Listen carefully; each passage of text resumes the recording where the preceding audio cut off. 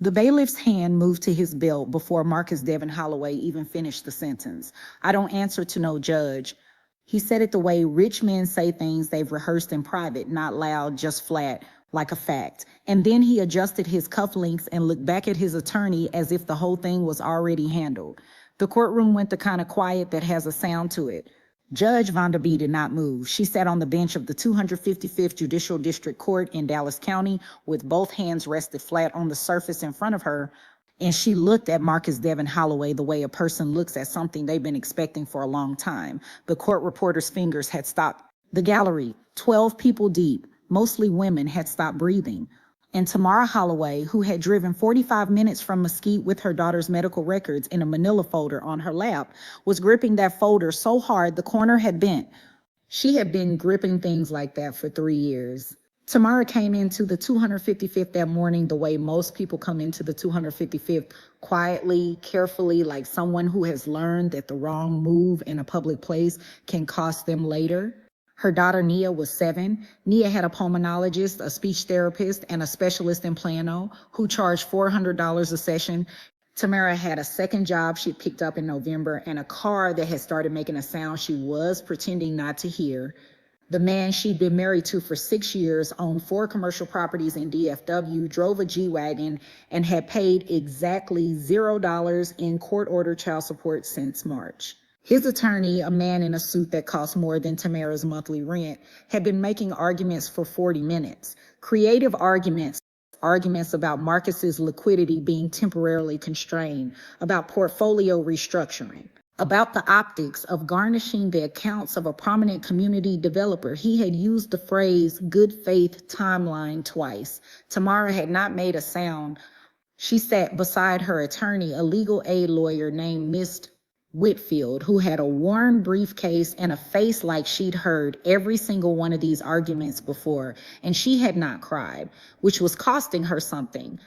Then Marcus shifted in his chair. His attorney had just finished speaking, and Judge Vonda B had asked Marcus directly, calmly, specifically, whether he understood that the court order issued on February 14th was binding regardless of his financial restructuring timeline, and that's when he said it. "I don't answer to no judge." What happened next was nothing. That was the terrifying part. Judge Vonda B did not raise her voice. She did not lean forward.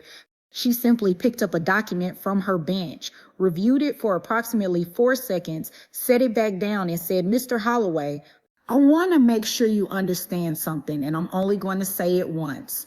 The room leaned in without moving. "This bench," she said, "is not interested in your portfolio.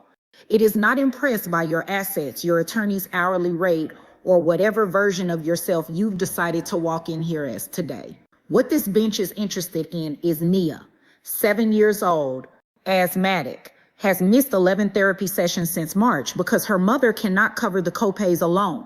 She paused, not for effect, because she wanted it to land the right way. "You answer to this court, Mr. Holloway, and this court answers to her." Tamara's hand finally stopped moving. It was such a small thing. She had been refolding the corner of that manila folder for 20 minutes without knowing she was doing it, and then her hand just stopped. She looked up at the bench and something in her face shifted. Not relief, not yet, but the particular thing that happens when someone who has been carrying the weight alone for so long finally hears another person acknowledge that the weight is real. Marcus Holloway's attorney tried one more time. He half rose from his chair and began a sentence about due process and the distinction between contempt and noncompliance. And Judge Vonda B turned her eyes to him so slowly and so completely that he sat back down before the sentence was finished. One look, that was all it took. "Mr. Holloway," Judge Vonda B said, "you have 14 days to bring all arrears current in full. That includes the therapy sessions, the specialist fees, and the medical copays itemized in Exhibit C." She held her pen. "If this court does not receive confirmation of payment by the 14th, I will be issuing a writ of attachment on the Garland property. I have the address." She said it without satisfaction, without theater, the way you state something that was never actually in question. "Miss Whitfield, please make sure your client has a copy of today's order before you leave." Miss Whitfield said, "Yes, Your Honor." Tamara said nothing. She was looking at her daughter's name. Written at the top of the court order, now resting in front of her, Nia Holloway, and her jaw was working like she was trying very hard to hold inside something that very much wanted to come out.